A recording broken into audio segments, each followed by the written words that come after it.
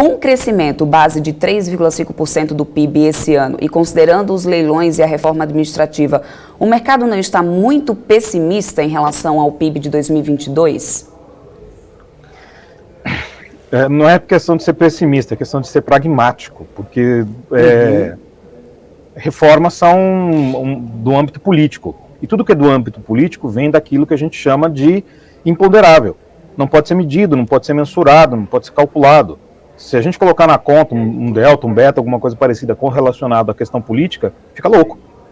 Porque o prazo da política não é o prazo do mercado, o prazo da política não é o prazo da economia, o prazo da política não é o prazo do cidadão.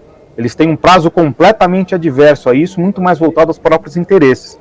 Ou seja, há uma coisa muito menos institucional, não é uma coisa tipicamente brasileira, é uma coisa tipicamente global, mas isso oscila em termos de intensidade conforme o país e, obviamente, culturalmente o Brasil, infelizmente, tem este sinal ruim em termos políticos. Ou seja, seria interessante, por exemplo, que nós tivéssemos um Lira agora que parece ser muito mais voltado à questão de reformas para tirar um pouco o protagonismo que o Senado ganhou por conta da CPI, que é meramente um palanque político, aquilo ali muita gente, se você pegar as últimas pesquisas, a pergunta derradeira é, aquilo vai dar em alguma coisa? A maioria das pessoas diz que não ia dar em nada, ou seja, é um palanque e muita gente da oposição, dado que algumas coisas estão ocorrendo em termos de governo, aproveitam aquilo para fazer o seu próprio palanque, gerar imagem, fazer imageria para poder usar em campanha política no futuro, coisa parecida.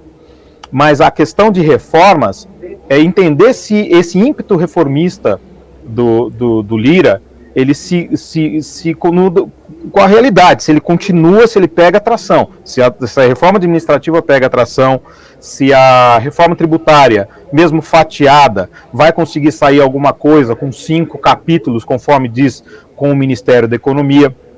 Então você tem aspectos dentro dessa situação que dependem muito de fatores que nós, economistas, não sabemos ponderar, e nem os analistas políticos, e nem os próprios políticos. Pode ser que alguma coisa aconteça. Nós esperávamos que teríamos reformas no início de 2020 e veio uma pandemia.